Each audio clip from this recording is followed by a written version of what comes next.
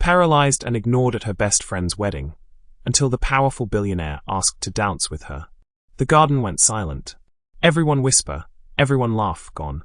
Alexander Rivera, the man everyone was desperate to impress, was walking straight toward the table no one dared acknowledge. Tanisha's pulse pounded as 300 eyes followed him across the manicured lawn.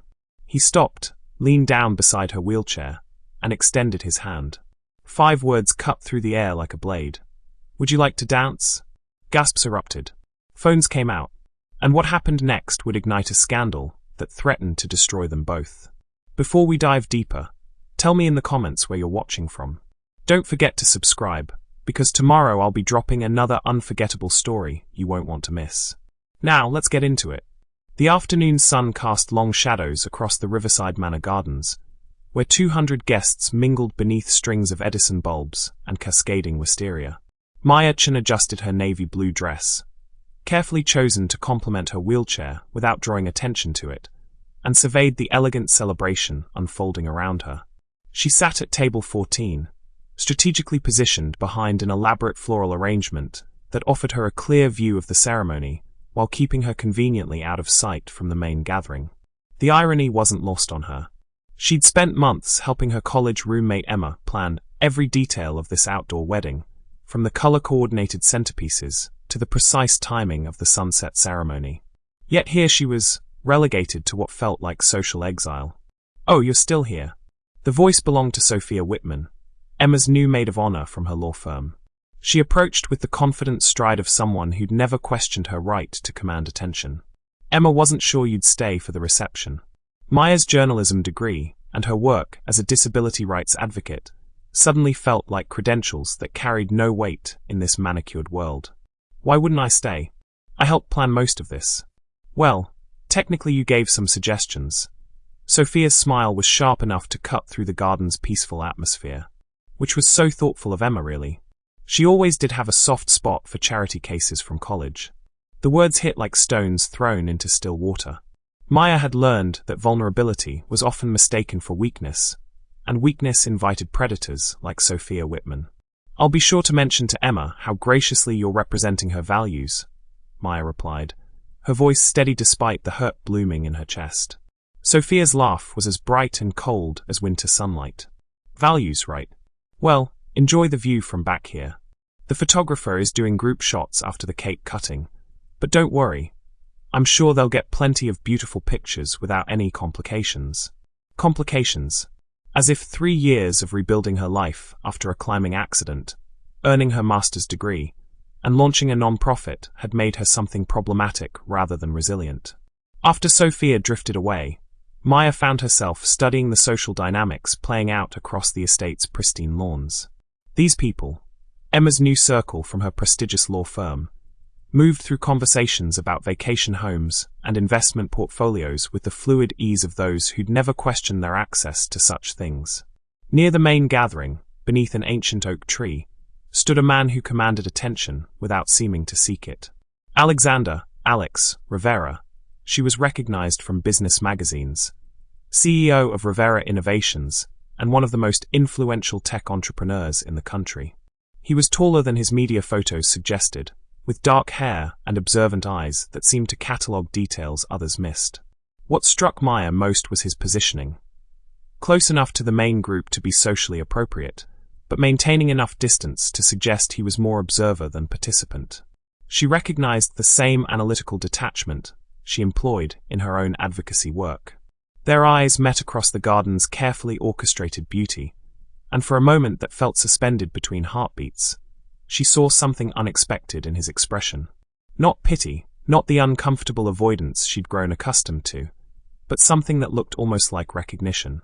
As if he saw her not as Table 14's forgotten occupant, but as an individual worth noticing. Emma's father stepped forward to address the gathered guests, and the moment of connection dissolved into the rustle of fabric and shuffle of feet, as attention turned toward the impromptu speech beginning near the rose-covered altar. "Ladies and gentlemen," Charles Hartwell's voice carried the authority of old money across the garden's manicured expanse. "Before we move to the reception area, I'd like to thank everyone for joining us in celebrating Emma and Robert's union. This gathering represents not just the joining of two hearts, but the coming together of families who share values of excellence, tradition, and mutual respect. Maya listened to words that felt designed to exclude as much as they included. She'd read about Alexander Rivera's work, his company's innovations in assistive technology, funding for accessibility research, programs that suggested someone who understood barriers came in many forms. As the toasts concluded and conversations resumed, she noticed movement in her peripheral vision. Alexander Rivera was walking toward her table, his stride purposeful but unhurried across the estate's perfect grass. Several guests turned to track his progress, their expressions shifting from curious to confused as they realized his destination. Sophia actually paused mid-conversation, her champagne glass frozen halfway to her lips, as she watched the evening's most important guest approach table 14. Alex stopped beside her small table, his presence commanding attention from everyone within 30 feet of the row's arrangement. Up close, Maya could see the genuine warmth in his eyes that contrasted sharply with the cold formality she'd encountered throughout the afternoon. "Ms. Chun," he said, his voice carrying a sincerity that surprised her. "I'm Alexander Rivera. I believe we have a mutual connection. Dr. Patricia Nguyen from the Stanford Accessibility Research Lab speaks very highly of your advocacy work." The mention of her former professor, the woman who'd encouraged her to pursue disability rights after her accident, caught her completely off guard. "Dr. Nguyen serves on our foundation's advisory board," Alex continued. "She's mentioned your work on digital accessibility quite frequently. I was hoping I might have the opportunity to discuss your research with you." Around them, conversations had stilled as people strained to understand this unexpected interaction. Maya felt the weight of dozens of gazes, the barely concealed shock of guests who couldn't comprehend why the afternoon's most influential attendee was choosing to focus his attention on the woman they'd systematically ignored. "I'd like that very much," she said, her voice steadier than she felt. "Though I'm surprised Dr. Nguyen mentioned me. My non-profit is still fairly small." "Small doesn't mean insignificant," Alex replied, and she caught a glimpse of steel beneath his gentle exterior. "From what I understand, you've developed some innovative approaches to making digital spaces more inclusive. That's exactly the kind of thinking we need more of." The fact that he knew about her work, really knew, not just surface details, sent a shock of recognition through her. This was someone who paid attention to substance, who saw value in work that others might dismiss as niche. "Would you mind if I joined you?" Alex asked, already beginning to pull out the ornate iron chair across from her small table. The gesture was simple yet revolutionary, a man of his stature choosing to sit in the garden's forgotten corner. As he settled into the chair, Maya caught sight of Emma across the garden, her friend's expression shifting from confusion to something that might have been embarrassment. The bride's carefully orchestrated afternoon was veering off script, and Emma had never been comfortable with improvisation. "Now then," Alex said, his attention focused entirely on her despite the crowd of influential people who were undoubtedly hoping for a moment of his time. "Tell me about this digital accessibility work.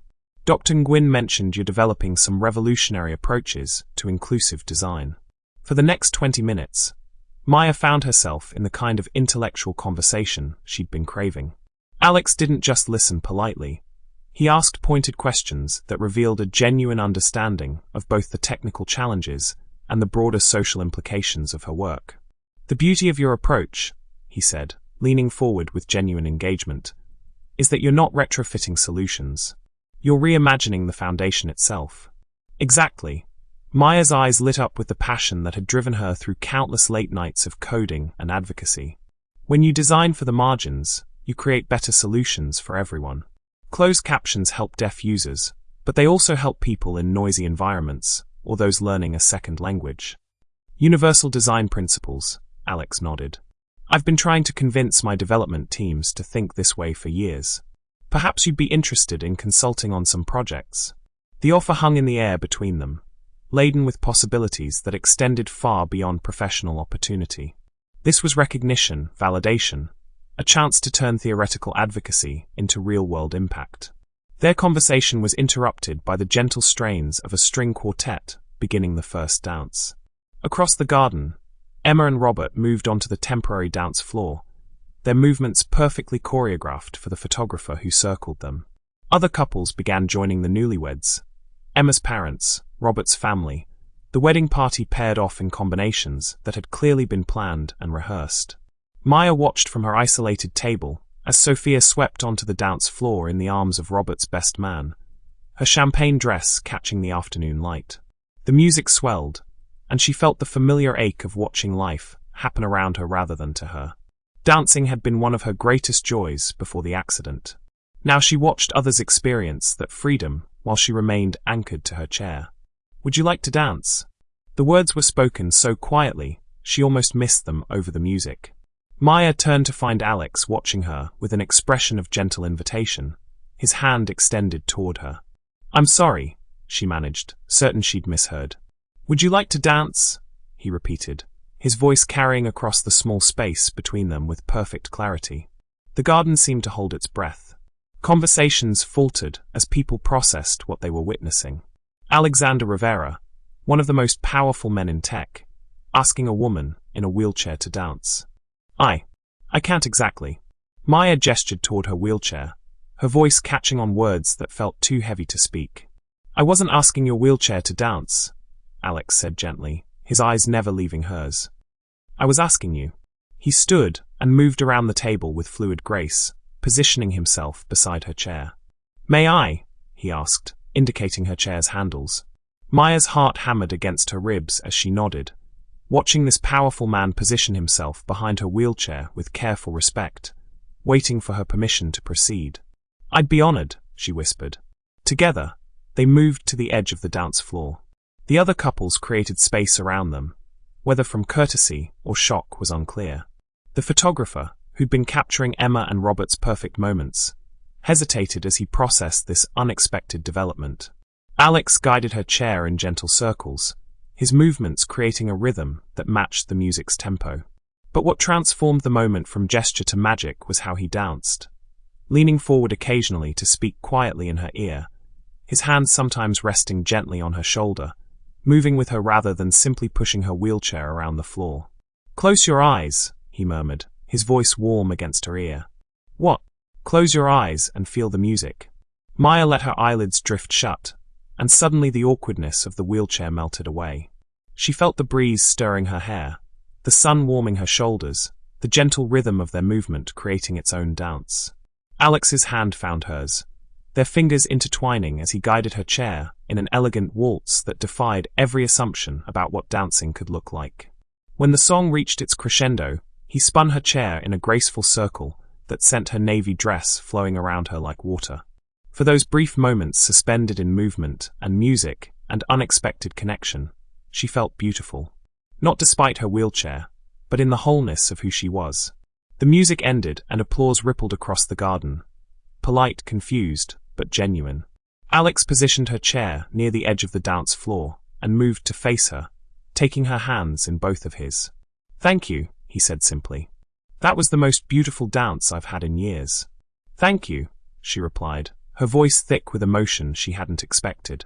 "I haven't felt like that since." "Since when?" "Since before. When dancing was something I did instead of something I watched." His thumbs brushed across her knuckles, a touch so gentle it made her breath catch. "Maybe the problem isn't that you can't dance. Maybe the problem is that no one's been creative enough to dance with you." The words hit her like a revelation.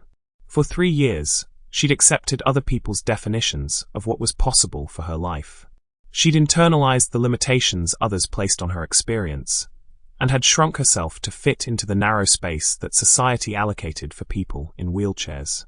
But Alex had just proven that limitations were often failures of imagination rather than immutable realities. "Alexander." The voice belonged to Emma, who approached with the careful smile she used when trying to manage uncomfortable situations. "How lovely to see you. I hope Maya isn't boring you with all her advocacy work." The dismissal was subtle but unmistakable. Maya's life's work reduced to potential boredom for someone of Alex's stature. The words carried the sting of a friendship that had curdled into condescension. "On the contrary," Alex replied, his voice carrying an edge that suggested he'd caught the insult embedded in Emma's pleasantries. "Ms. Chen has been sharing some fascinating insights about inclusive design. I'm hoping to convince her to consult on some of our company's projects." Emma's smile faltered slightly. "Oh, well, that's wonderful. Maya was always brilliant with technology. Technology. As if her work on human dignity and equal access could be reduced to technical skills. Actually, Alex continued, I was hoping to show her some of the accessibility features we've implemented at our campus. I think she'd have valuable input on our upcoming community outreach programs. The invitation was clearly genuine, but it was also a rescue, a way to remove Maya from a social situation that had become increasingly toxic. Emma's expression suggested she understood the subtext perfectly. That's very kind of you, Emma said, her voice tight with the effort of maintaining social graces. Though I'm sure Maya would prefer to stay for the cake cutting. She helped plan so many details for today. Did she? Alex's eyebrows rose with interest that felt deliberately pointed. How thoughtful of her, and how wonderful that her contributions are being properly acknowledged. The words carried layers of meaning that made Emma flush slightly. Here was a man who'd noticed Maya's relegation to table 14, who'd seen through the careful social choreography designed to exclude while maintaining plausible deniability. Maya, Alex turned to her, his voice gentle but leaving the choice entirely in her hands. What would you prefer? The question was simple, but it represented something revolutionary. Agency. For the first time all day, someone was asking what she wanted rather than telling her what she should accept. She looked at Emma, the friend who'd once visited her every day during those first dark weeks in the hospital, who'd promised that nothing would change between them. But promises required intention to fulfill them, and Emma had clearly decided that Maya no longer fit the life she was building. I'd love to see your campus, Maya said to Alex, her voice steady despite the monumental nature of the choice she was making. And I'd be honored to discuss the community programs. Excellent. Alex's smile was warm and genuine.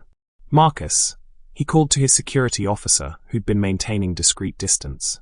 Would you mind bringing the car around?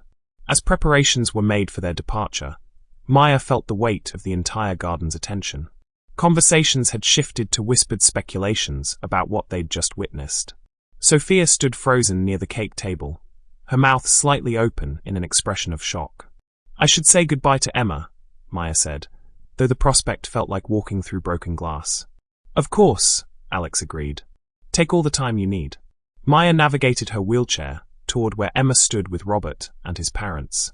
The couple's conversation died as she approached. Emma, she said quietly, I wanted to thank you for including me today.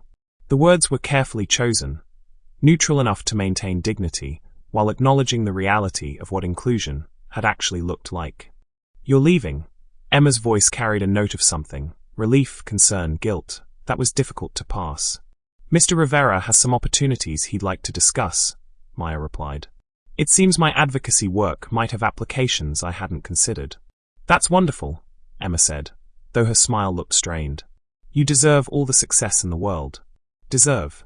As if success were compensation for enduring Emma's version of friendship, rather than something Maya had earned through talent and hard work.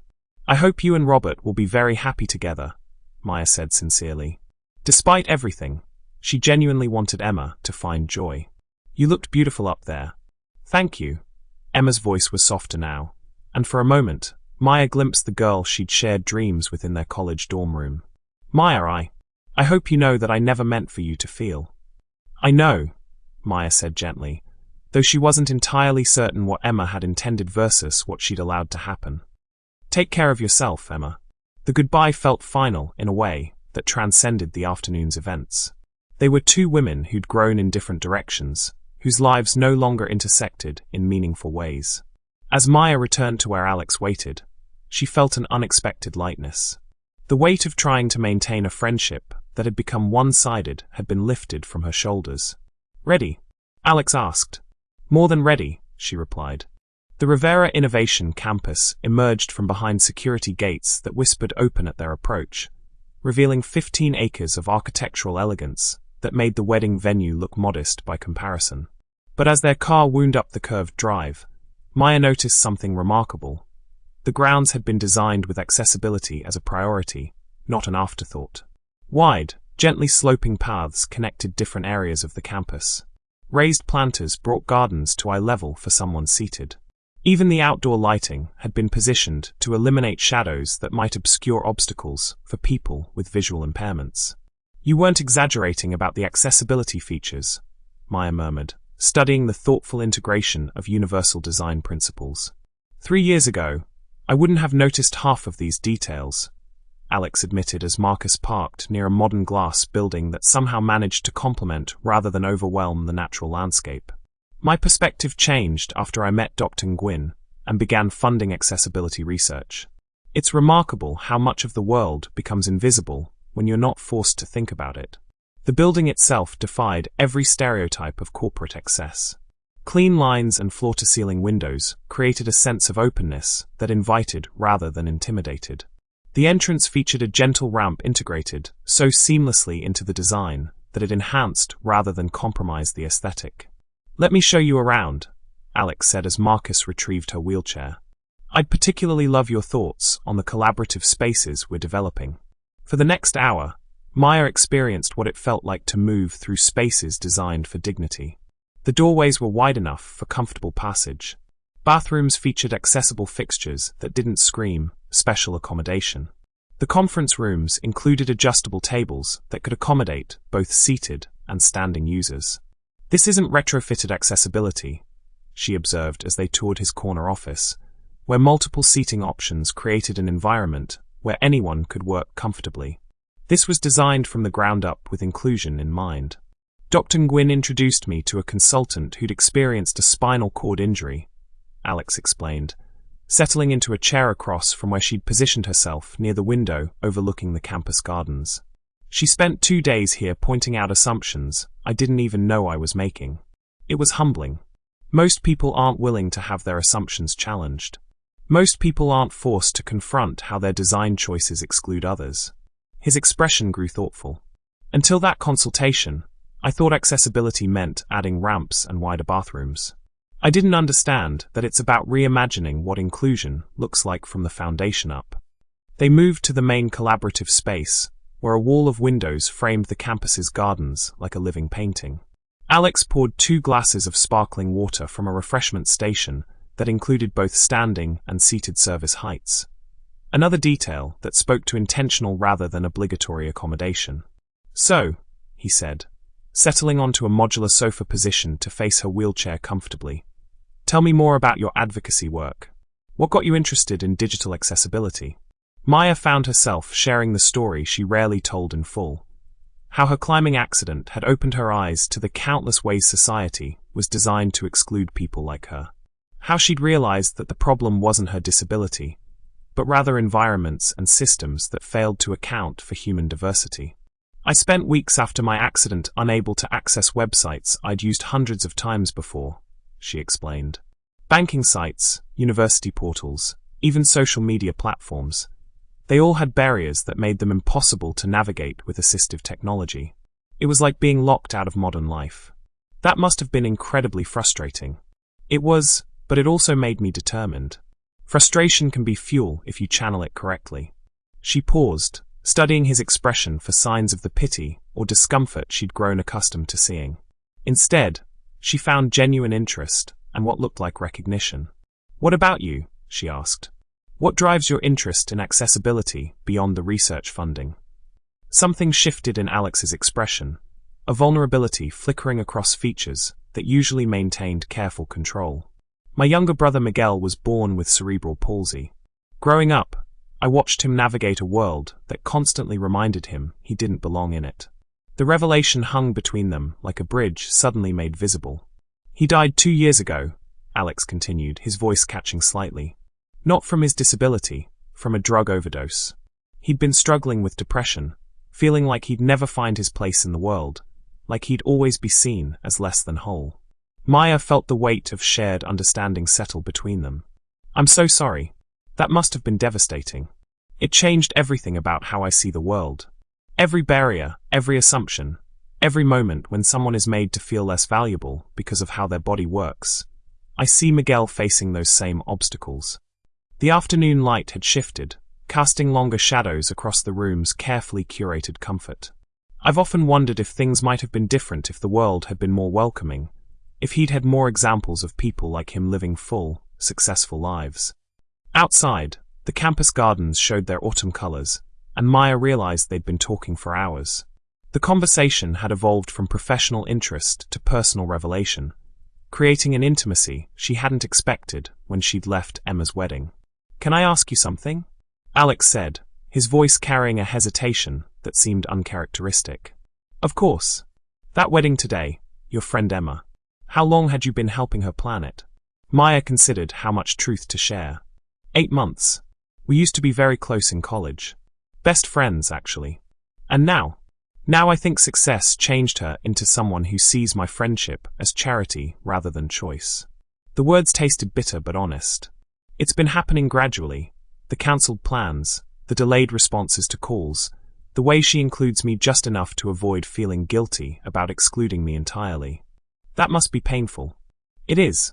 But today taught me something important about the difference between being included and being welcomed. She met his gaze directly.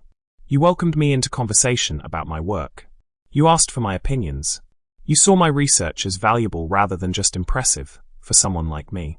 Emma included me in her wedding by giving me a table behind the flowers and hoping I'd be grateful for the gesture." Alex was quiet for a moment, processing the distinction. "I'm sorry she wasn't the friend you deserved." "I'm not. Not anymore. Sometimes losing people who don't value you makes space for people who do." The implication hung between them, loaded with possibility and uncertainty. They were talking about more than friendship now, venturing into territory that felt both thrilling and dangerous. "Maya," Alex said quietly, "I hope you know that asking you to dance wasn't about making a point or proving something to the other guests. I asked because I wanted to dance with you." "Why?" "Because in 30 minutes of conversation, you'd shown me more insight and intelligence than I typically encounter in 30 hours of business meetings. Because you spoke about your work with passion that made me remember why I started this company in the first place. Because when you smiled while talking about inclusive design, you lit up like someone who'd found her calling." The honesty in his voice made her breath catch. "And because," he continued, "I realized I was sitting with someone extraordinary, and it would have been criminal to let the evening end without at least trying to show you how I see you."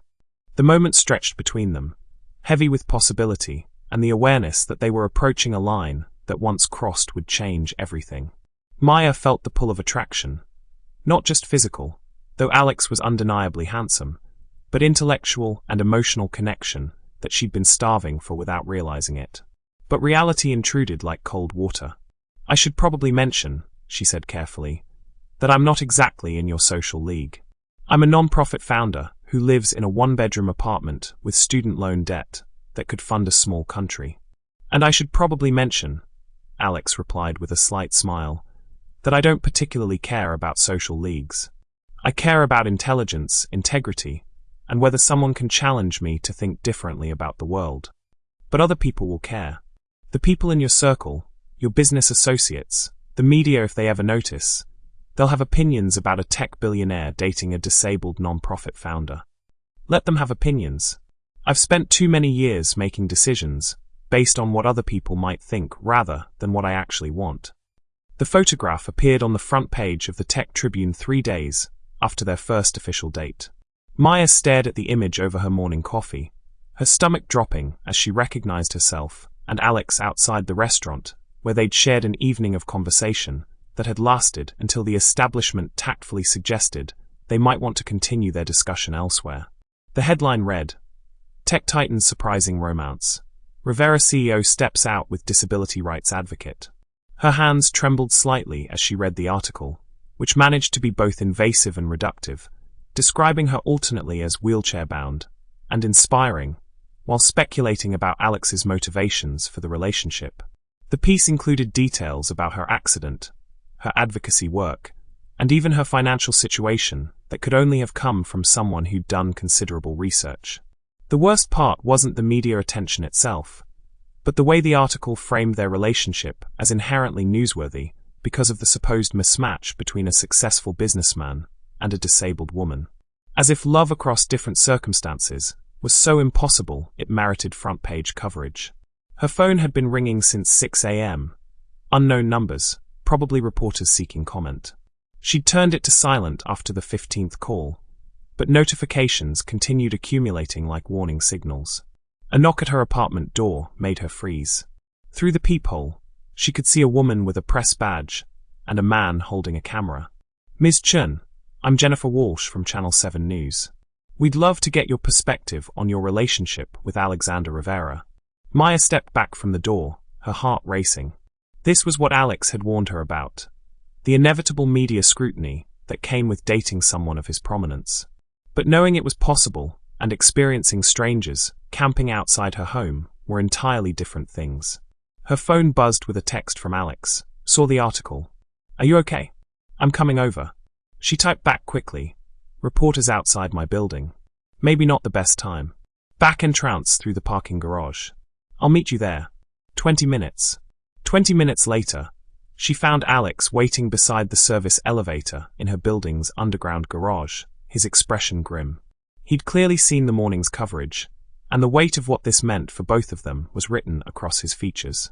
"I'm sorry," he said immediately, moving to embrace her. "I knew this was a possibility, but I didn't think it would happen so quickly or be so intrusive." "It's not your fault," she replied, though part of her wondered if that was entirely true. "But we need to talk about what this means." They rode the elevator to her fourth-floor apartment in silence, both processing the reality that their private relationship had become public property overnight. Once inside her modest apartment, which felt even smaller with Alex's presence filling the space, they sat on her small couch and faced the consequences of their choice to explore whatever was growing between them. "The article mentions details about my accident that I never shared publicly," Maya said, showing him the printed version she'd retrieved from her hallway. "Someone talked to the reporter, someone who knew me before." Alex's jaw tightened as he read. "Any idea who?" "The only person who has access to that information, and might have reason to share it, is Emma. She knew about my accident, my financial situation, my advocacy work, everything mentioned here. Your best friend sold you out to a reporter." "Ex-best friend," Maya corrected, though the betrayal stung more than the media attention itself. Emma hadn't just excluded her from the wedding's inner circle. She'd actively contributed to her public humiliation. Alex set the paper aside and took her hands in his. "What do you want to do?" "What do you mean?" "About us. About this relationship. The media attention is only going to get worse, and it's going to affect both our lives in ways we can't predict." Maya studied his face, searching for clues about what answer he was hoping for. "What do you want to do?" "I want to be with you. The media circus is inconvenient and invasive, but it doesn't change how I feel or what I want." He paused. "But I need to know you're prepared for what this means. The scrutiny, the speculation, the way every aspect of your life becomes public property. It's not fair, but it's reality." Before she could answer, her phone rang again. This time, the caller ID showed a number she recognized. Dr. Patricia Nguyen from Stanford. "I should take this," she told Alex, answering the call. "Maya, dear, I've been trying to reach you all morning." Dr. Nguyen's voice carried concern and urgency. "I assume you've seen the news coverage?" "Yes. I want you to know that several reporters have contacted the university asking about your academic record, your research, even your attendance in classes. The administration is taking steps to protect your privacy, but I thought you should be aware." The implications hit Maya like a physical blow. Her professional life, the one space where she'd built credibility based purely on merit, was now being scrutinized because of her personal relationship. "There's something else," Dr. Nguyen continued. "The Rivera Foundation Board is meeting this afternoon to discuss the media coverage and its potential impact on our accessibility initiatives. Some members are concerned that the relationship might overshadow the serious work we're funding." Maya's heart sank. "Are they considering ending the partnership?" "I don't know yet, but I wanted you to be prepared for the possibility that this situation might affect funding for research you care about." After ending the call, Maya sat in stunned silence. In less than 12 hours, her private life had become entertainment, her professional reputation was under scrutiny, and research funding that supported work she believed in was potentially at risk. "What's wrong?" Alex asked gently. She explained Dr. Nguyen's call, watching his expression darken as she detailed the potential consequences for the accessibility research program. "This is my fault," he said quietly. "My visibility, my wealth. It creates complications for everyone around me. It's not your fault that people are more interested in gossip than substance. But it is my fault that I didn't adequately prepare you for what dating me would mean. I was selfish. I wanted to be with you so badly that I minimized the potential consequences. The honesty in his admission was both touching and terrifying. Maya could see the guilt eating at him, the way he was already beginning to withdraw emotionally as he processed the collateral damage their relationship had created. A sharp knock at her door interrupted their conversation. Through the peephole, she could see more reporters had arrived. A small crowd now gathered in her hallway. "Ms. Chen, we'd just like to ask a few questions about your relationship with Mr. Rivera. Is it true you met at a wedding where you were ignored by other guests? What's it like dating one of America's richest men?" The questions continued, each one more invasive than the last. Maya stepped back from the door, feeling trapped in her own home. "This is insane," she said to Alex. "I can't even leave my apartment without running a gauntlet of people who want to turn my life into entertainment." Alex was already reaching for his phone. "Marcus can arrange security, get you out of here safely. You can stay at my estate until this dies down. And then what? I hide behind your gates every time someone decides our relationship is newsworthy. I become dependent on your resources to live my own life. It's temporary. Once the novelty wears off." "Will it wear off, Alex? Or will this be our reality as long as we're together? Will I always be the disabled woman who captured the billionaire's heart rather than just Maya, who happens to be dating someone successful?" The questions hung between them like accusations, though Maya hadn't meant them that way. But the implications were clear. Their relationship came with a cost that affected her independence, her career, and her ability to control her own narrative. Alex stood and moved to her window, peering through the blinds at the reporters gathering on the sidewalk below. "Maybe this was a mistake," he said quietly. "What was a mistake?" "Us. This relationship. I knew my life came with complications, but I convinced myself that what we had was worth it. I didn't consider whether it would be worth it for you. Don't I get to make that decision? Do you? Or are you just trying to convince yourself that love can overcome every practical obstacle?" The question stung because it echoed her own doubts. Was she being naive to think they could build something real despite the vast differences in their circumstances? Was she setting herself up for a different kind of disappointment? Not rejection, but a relationship that required her to sacrifice too much of herself? "I don't know," she admitted. "This morning I thought the biggest challenge would be navigating different social circles, or managing the practical aspects of dating someone with your schedule. I didn't anticipate my entire life becoming public property. This is what I was afraid of, that my world would diminish yours rather than enhance it." "Your world isn't diminishing me, Alex. The media's interpretation of your world is the problem. Is there a difference? The media attention comes with the territory if we stay together. This kind of scrutiny will be part of your life permanently." Maya wheeled closer to where he stood by the window, studying his profile as he watched the circus unfolding below. She could see the internal struggle playing out across his features. Love warring with protection, desire competing with guilt. "Are you trying to break up with me?" she asked directly. "I'm trying to give you an out before this gets worse. What if I don't want an out? Then I think you're not fully understanding what staying means." The patronizing tone in his voice sparked anger that overrode her uncertainty. "Don't you dare tell me what I do or don't understand. I'm 26 years old. I have a master's degree, and I've been making my own decisions since I was 18. I don't need you to protect me from my own choices. This isn't about your intelligence or capability, isn't it? Because it sounds like you've decided what's best for me without bothering to ask what I actually want." They stared at each other across the small space of her apartment, the tension crackling between them like electricity.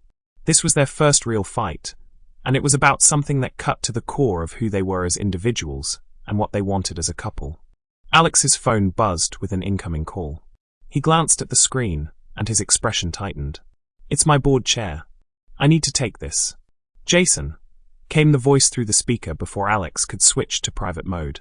"We need to talk immediately. The media coverage of your personal life is creating concerns among investors about your judgment and the company's direction." Alex quickly switched to private mode and stepped into Maya's small kitchen area, but she'd heard enough to understand the implications.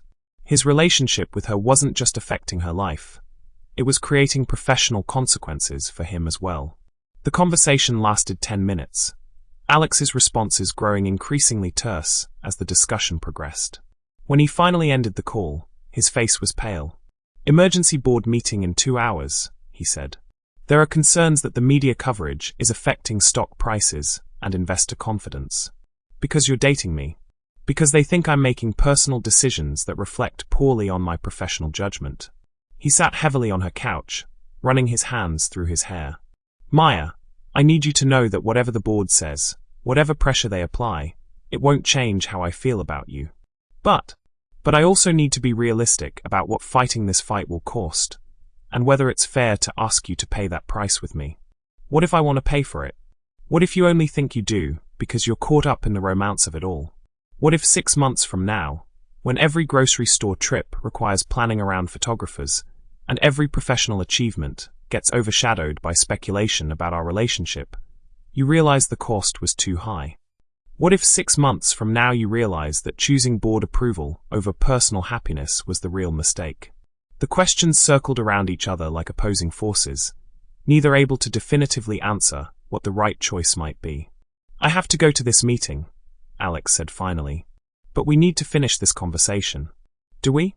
Or do we need to accept that some problems don't have solutions, just choices about which consequences we're willing to live with?" He stood and moved toward her, kneeling beside her wheelchair, so they were at eye level. "I love you, Maya. I know it's early to say that, and I know the timing is terrible given everything else that's happening, but I need you to know. Whatever else is uncertain, that's not." The declaration hit her like a physical force, stealing her breath and making her heart race. "I love your intelligence, your passion for your work, the way you see solutions where others see problems. I love how you challenge me to think differently about accessibility and inclusion. I love that you call me on my assumptions and refuse to be impressed by things that don't matter. I love you too," she whispered, the words feeling both natural and revolutionary. "But love doesn't solve the practical problems we're facing. No, it doesn't. But maybe it makes them worth solving." He kissed her then, soft and desperate and full of uncertainty about what came next. When they broke apart, both of them were crying for the simplicity they'd lost, for the complications they'd gained, for the possibility that love might not be enough to overcome the obstacles arrayed against them. "Go to your meeting," Maya said. "Figure out what you're willing to fight for and what you're willing to sacrifice. But Alex, don't make decisions about my life without including me in the process. Whatever we face together, or we don't face it at all." "Together," he agreed. "Whatever comes next, we decide together." After he left through the parking garage to avoid the reporters, Maya sat alone in her apartment, processing the morning's revelations. Through her window, she could see the media circus continuing, photographers positioning themselves for the best shots, reporters rehearsing their stand-ups.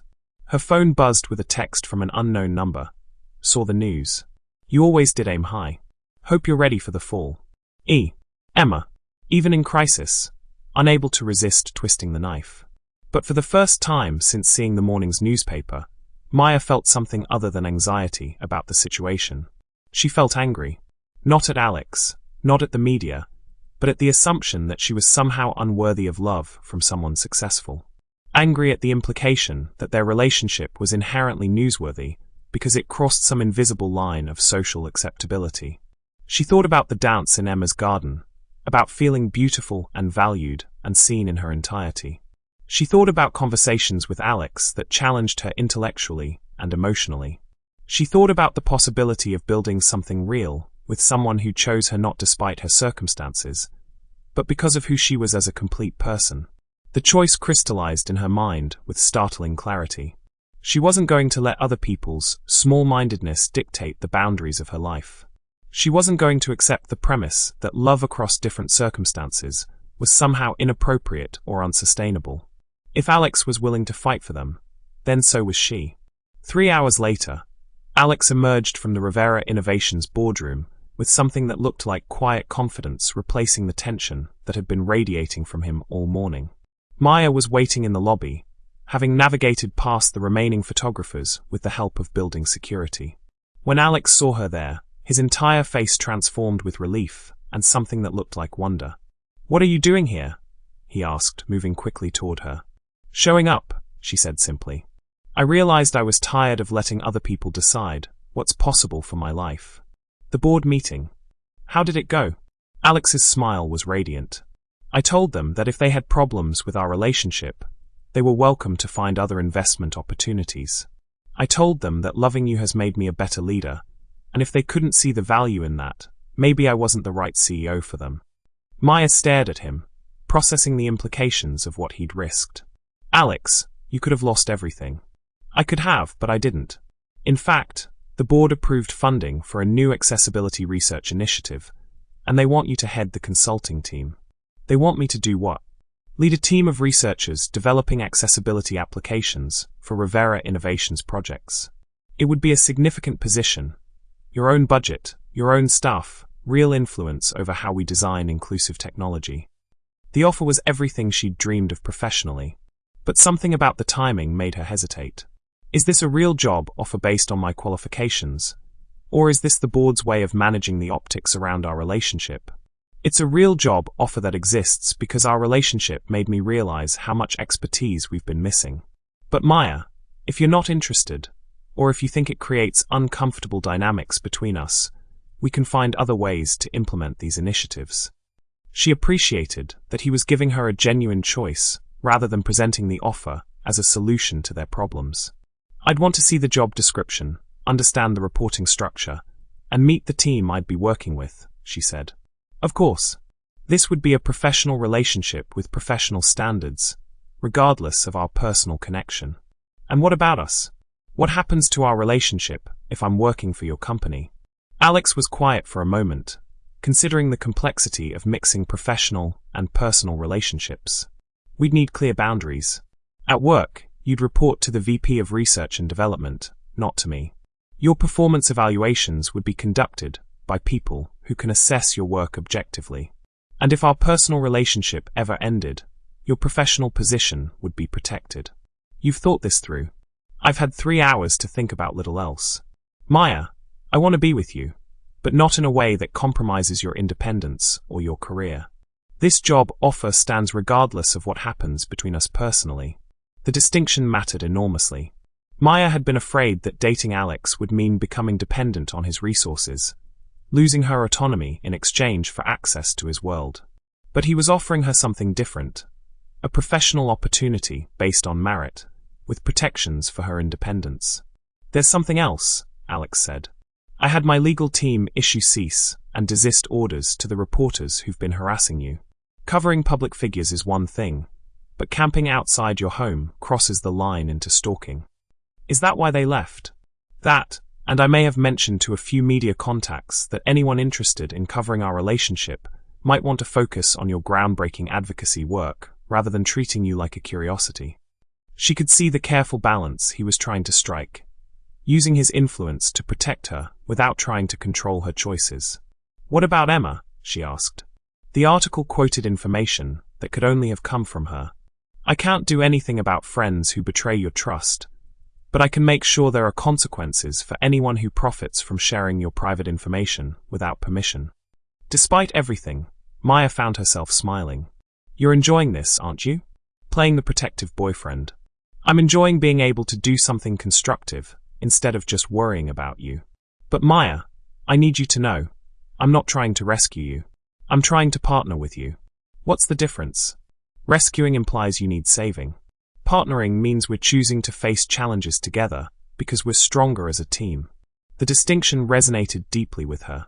For 3 years, people had wanted to help her, to accommodate her, to make allowances for her circumstances. But few had seen her as someone capable of mutual support, someone who could contribute as much as she received. I have conditions, she said finally. What's that? If I take this job, I want to be judged by the same standards as any other consultant. No special treatment, no lowered expectations, no one walking on eggshells because I'm dating the CEO. Deal. What else? If our relationship doesn't work out, I want your word that it won't affect my professional relationships with the company. You have it. Anything else? Yes. She moved her wheelchair closer to where he sat, taking his hands in hers. I want you to promise that you'll never again try to make decisions about what I can or can't handle without consulting me first. I promise, though I reserve the right to worry about you and to want to protect you from unnecessary harm. As long as you remember that unnecessary is my determination to make, not yours." They sat quietly for a moment, both processing how dramatically their lives had changed in the span of a single day. The morning had begun with crisis and the possibility that external pressures might tear them apart. Now they were planning a future that included both personal partnership and professional collaboration. "Are you scared?" Maya asked. "Terrified," Alex admitted. "We're venturing into territory I've never navigated before. A relationship with someone who challenges me intellectually, professionally, and personally. Someone who won't let me hide behind wealth or status when I'm being an idiot." "Good. You should be scared. I'm not going to be the kind of girlfriend who makes your life easier by being grateful for whatever attention you can spare." "What kind of girlfriend are you going to be?" "The kind who expects you to grow as much as I do. The kind who will call you on your assumptions and push you to be better than you think you can be. The kind who will love you for who you are while refusing to let you settle for who you've been." "That sounds exhausting." "It sounds like a partnership." Alex leaned forward and kissed her, slow and deep and full of promise.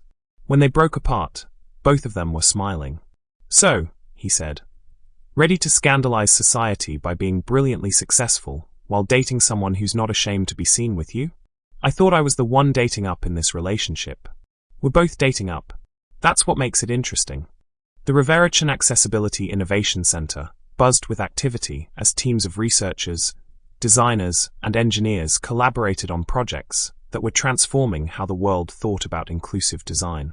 What had started as a consulting contract had evolved into a leading institution for accessibility research, with Dr. Maya Chen serving as its director. The center's latest breakthrough was an AI system that could analyze any digital interface and suggest real-time modifications to improve accessibility for people with various needs. The technology was being implemented in banking apps, educational platforms, and government websites across the country, making digital navigation easier for millions of people. But perhaps the most meaningful project was the memorial garden they'd created on the center's grounds. A space dedicated to Alex's brother Miguel and all the people whose potential had been limited by a world that failed to imagine their possibilities. The garden featured paths designed for wheelchairs, seating at multiple heights, and sensory elements that made it accessible to people with visual or auditory differences. Maya often took her lunch breaks in the garden, finding peace among the flowers that bloomed in careful diversity. Today, she was joined by Dr. Patricia Nguyen, who'd become both a mentor and dear friend. "Have you given any thought to the university's offer?" Dr. Nguyen asked, referring to Stanford's invitation for Maya to establish an accessibility research department. "I'm considering it," Maya replied. "It would mean splitting my time between here and the university, but it could help train the next generation of researchers." "And how does Alex feel about you potentially taking on additional responsibilities?" "He's excited about it. He says watching me pursue my dreams is one of his favorite pastimes." "That's a good husband. He's learned to be." "We both have." They sat in comfortable silence, watching students from the nearby university navigate the garden's pathways. Some walked, some used wheelchairs, some carried white canes or moved with the confident steps of people who'd learned to trust their other senses. All of them belonged in this space that had been designed to welcome human diversity. "Do you ever regret leaving that wedding early?" Dr. Nguyen asked with a smile. Maya thought about the woman who'd sat alone at table 14, watching life happen around her while feeling systematically excluded from meaningful participation. She thought about the fear she'd felt when Alex first asked her to dance, the terror of hoping for something that seemed too good to be true. "Never," she said. "Some of life's best opportunities come disguised as impossible dreams." As if summoned by their conversation, Alex appeared on the garden's main path, returning from a meeting with city planners about implementing accessibility features in the downtown renovation project. He'd learned to move through the world differently in the past 2 years, more thoughtfully, more aware of how design choices affected people's ability to participate fully in community life. "How did the meeting go?" Maya asked as he joined them on the garden bench. "They approved the full accessibility package," he said, unable to suppress his excitement. "Your algorithms convinced them that inclusive design would actually save money in the long run while serving more people effectively." As they talked about practical applications and implementation strategies, Maya marveled at how seamlessly their professional and personal lives had merged into something greater than the sum of their parts. They'd learned to build a relationship that enhanced rather than diminished their individual capabilities, that created space for both people to grow while growing together. The memorial garden around them bloomed with the kind of intentional beauty that emerged when someone took the time to consider what thriving looked like for everyone, not just the majority. It was a living reminder that the most profound changes often began with someone brave enough to imagine a different kind of possibility. That evening, as they walked through the garden toward the parking area, Alex stopped beside a new installation, a bronze plaque they'd commissioned to commemorate the center's 2nd anniversary. "Read it out loud," he said softly. Maya leaned forward to read the inscription. "In memory of Miguel Rivera and all those whose light was dimmed by a world that failed to see their brilliance. May this space remind us that inclusion is not charity. It is recognition of the truth that diversity makes us all stronger." "It's perfect," she said, her voice thick with emotion. "There's something else," Alex said, reaching into his jacket pocket. "I had them add something." He handed her a smaller plaque, meant to be mounted beside the first. This one read, "Maya Chen Rivera showed us that the most powerful love stories don't begin with someone needing rescue, but with two people choosing to see possibilities where others see problems, to build bridges where others build walls, to dance together in whatever form that dancing might take." Maya looked up at him, tears streaming down her face. "When did you have this made?" "Last month. I wanted to surprise you, but also..." He knelt beside her wheelchair, taking her hands in his. "I wanted to ask you something. Alex, Maya Chen, will you marry me? Not because I want to save you or be saved by you, but because you're the most extraordinary person I've ever known, and I can't imagine building a future without you in it." He produced a ring that was both elegant and unique, a design that somehow perfectly captured both sophistication and individuality. "I'm not asking you to marry my wealth or my status or my social position. I'm asking you to marry me, the person you've helped me become, the man who's learned that love isn't about completion, it's about expansion." Maya stared at the ring, processing the magnitude of what he was offering. Marriage to Alex would mean permanent entry into his world of privilege and scrutiny, but it would also mean a lifetime partnership with someone who saw her worth clearly and chose her consistently. "Are you prepared for a wife who will never stop challenging you to grow?" she asked. "I'm counting on it. A wife who'll expect you to be a true partner in building something meaningful, not just a provider of resources. I wouldn't want anything less. A wife who happens to use a wheelchair and will always need accommodations that might be inconvenient or complicated. A wife who's taught me that accommodation is just another word for thoughtfulness, and thoughtfulness is the foundation of love." Maya reached across the space between them, taking the ring and sliding it onto her finger. It fit perfectly. "Yes," she said simply. "Yes to marriage. Yes to partnership. Yes to building something beautiful together." Alex stood and kissed her, and Maya marveled at how much had changed since that afternoon in Emma's garden when she'd felt invisible and forgotten.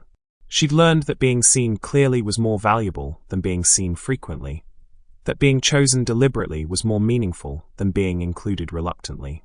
The dance that had started in a garden of white roses had evolved into something neither of them could have anticipated. A partnership built on mutual respect, shared values, and the understanding that love's greatest gift wasn't completion, but expansion. As they held each other in the memorial garden, surrounded by the center where her dreams were becoming reality, Maya realized that sometimes the greatest love stories don't begin with a princess in a tower, but with a brilliant woman who refuses to accept other people's limitations as her own and finds a partner brave enough to imagine new possibilities alongside her. 2 years later, their wedding took place in the memorial garden, surrounded by colleagues, friends, and family who celebrated not just their love, but their commitment to creating a more inclusive world. Dr. Nguyen officiated. Emma sent a card but didn't attend, and the photographs showed a couple radiating joy as they began their married life together. But the real celebration wasn't the ceremony. It was the work they continued to do, the lives they touched through their research, the barriers they dismantled through their advocacy, and the quiet daily choice to see possibilities instead of problems, to build bridges instead of walls. Their love story was proof that sometimes the most profound romances begin not with rescue, but with recognition. Two people choosing to dance together in whatever form that dancing might take, creating something beautiful in a world that desperately needed more beauty. The job nobody wanted had led to the love she'd never dared to dream, and their best days were still ahead, filled with the infinite potential that emerged when two people chose partnership over protection, growth over comfort, and love without limits. She was once ignored at a wedding, but 2 years later, the world gathered in her garden to celebrate not just her marriage to a billionaire, but the future they were building together. From humiliation to leadership, from invisibility to impact, Maya Chen proved that sometimes the greatest love stories begin not with rescue, but with recognition. Thank you for watching this story to the end. If you enjoyed this story, you will surely love the next one. It's as interesting, and even more intriguing, as you can ever imagine. So do check it out. Click on the image showing on your screen right now to watch the next one.